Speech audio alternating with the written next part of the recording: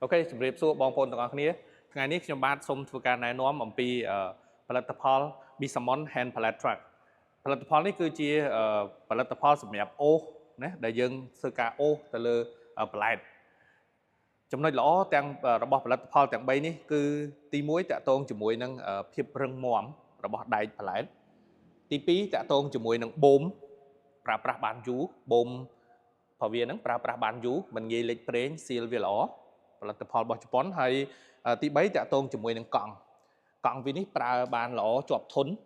គ្រប់ស្ថានភាពបងប្អូនទាំងអស់គ្នានេះគឺជាប្រភេទ 25LL ជាប្រភេទខ្នាតធំវែងនេះដងបន្ទាវែងសម្រាប់បន្លែធំងាយស្រួលវាគឺយើងដាក់ទៅទោះបន្លែយើងធ្ងន់លើកធ្ងន់ក៏វាមិនធ្វើឲ្យបន្លែហ្នឹងផ្អៀងណាព្រោះដោយសារអីគុណភាពនៃការស្ថាបនារបស់ជើងបន្លែហ្នឹងគឺជើងលើកហ្នឹងគឺដែកវាក្រាស់ល្អជាប្រភេទដែកល្អហើយអ្វីដែលងាយស្រួលមួយទៀតគឺទម្ងន់វាមិនធ្ងន់ទេមិនធ្វើឲ្យយើងពិបាកក្នុងការអូសទេទោះ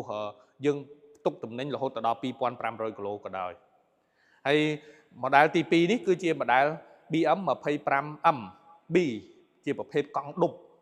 សម្រាប់កន្លែងដែលឃ្លាំងស្តុកទុកអីវ៉ាន់ដែលគាត់ប្រើប្រាស់ទៅលើមានទួលណាឃ្លាំងគាត់មានទួលអញ្ចឹងគាត់អាចប្រើប្រភេទកង់ដប់នេះទំនុំទម្ងន់ផ្ទុករបស់វាក៏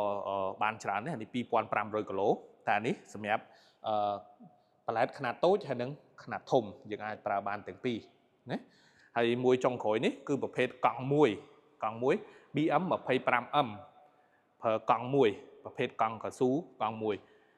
នេះខ្ញុំក៏ចង់បង្ហាញបងប្អូនដែរតាក់ទងជាមួយនឹងរឿងដៃកាន់របស់វាព្រោះអី hand pallet truck ភាគច្រើនគឺដៃកាន់គាត់ធ្វើពីដែកមកតែ Bisamon hand pallet truck នេះប្រជប៉ុននេះគឺដៃកាន់ធ្វើពីជ័រទន់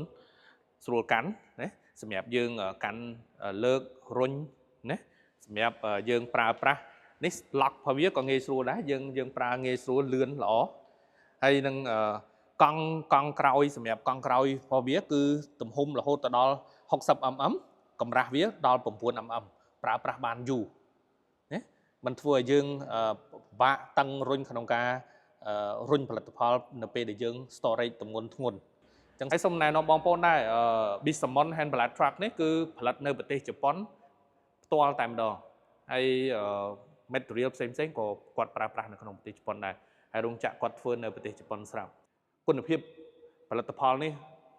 ខ្ញុំប្រើផ្ទាល់ខ្លួនឯងទើបខ្ញុំហ៊ានណែនាំទៅជូនបងប្អូនទាំងអស់គ្នាបាទសូមអរគុណបងប្អូនទាំងអស់គ្នា